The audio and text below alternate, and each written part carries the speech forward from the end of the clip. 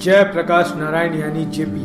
देश में जब जब इमरजेंसी की चर्चा छिड़ती है तो जेपी का स्मरण स्वतः हो उठता है। जेपी को देश की जनता आदर से लोकनायक कहती है। जेपी ही तो थे वो शख्स जिनकी एक आवाज पर पूरे हिंदुस्तान की जनता ने संपूर्ण क्रांति का नारा बुलंद किया था।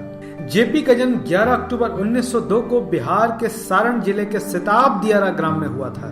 जेपी अपने पिता हर्षुल दयाल श्रीवास्तव और माता फूल रानी देवी की चौथी संतान थे। प्रारंभिक शिक्षा दीक्षा गांव में होने के बाद 9 साल की उम्र में जेपी गांव छोड़कर पटना कॉलेजिएट पढ़ने चले गए। 18 साल की आयु में उनका विवाह प्रभावती देवी से हो गया।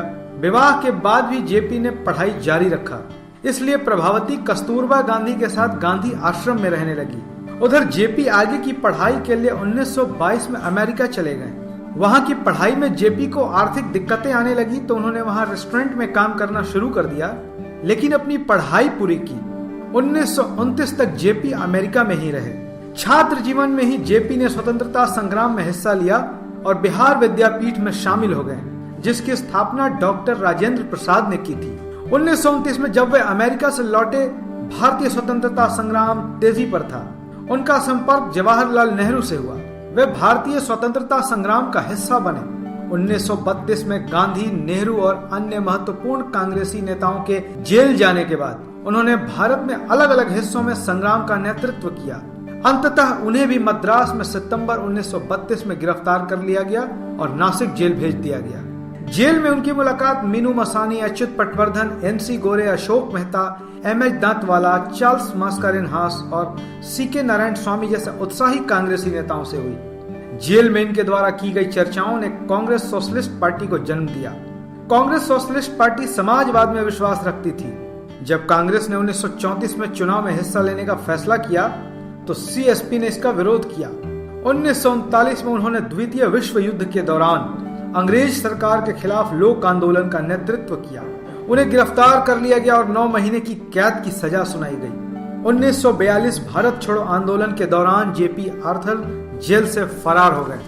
उन्होंने स्वतंत्रता संग्राम के दौरान हथियारों के उपयोग को सही समझा। उन्होंने नेपाल जाकर आजाद दस्ते का गठन किया और उसे प्रशिक्षण दिया। उन्हें एक बार फिर पंजाब में चलती ट्रेन में गिरफ्तार कर लिया गया। 1945 में उन्हें आगरा जेल में स्थानांतरित कर दिया गया। जयप्रकाश नारायण ने आचार्य नरेंद्र देव के साथ मिलकर 1948 में ऑल इंडिया कांग्रेस सोशलिस्ट की स्थापना की। 1953 में कृषक मजदूर प्रजा पार्टियों के विलय में उन्होंने सक्रिय भूमिका निभाई। भारत के स्वतंत्र होने के बाद उन्होंने प्रजा सोशलिस्ट पार्टी से इस्तीफा दे दिया और चुनावी राजनीति से अलग होकर भूमि सुधार के लिए विनोबा भावे के भूदान आंदोलन से जुड़ गए। 1960 के दशक के अंतिम भाग में वह राजनीति में पुनः सक्रिय हुए। जेपी इंदिरा गांधी की प्रशासनिक नीतियों के विरुद्ध थे। गिरते स्वास्थ्य के बावजूद उन्होंने बिहार में सरकारी भ्रष्टाचार के खिलाफ आंदोलन किया। जयप्रकाश जी ने 1974 में भारतीय राजनीतिक परिदृश्य में एक कटु आलोचक की भूमिका निभाई। उनकी निगाह में प्रधानमंत्री इंदिरा गांधी की सरकार एक भ्रष्ट और अलोकतांत्रिक सरकार थी। 1975 में निचली अदालत में श्रीमती गांधी पर चुनावों में भ्रष्टाचार का आरोप साबित हो गया और जेपी ने उनके इस्तीफे की मांग कर दी। इसके बदले में इंदिरा गांधी ने राष्ट्रीय आपातकाल की घोषणा कर दी और जेपी तथा अन्य विपक्षी नेताओं को गिरफ्तार कर लिया गया।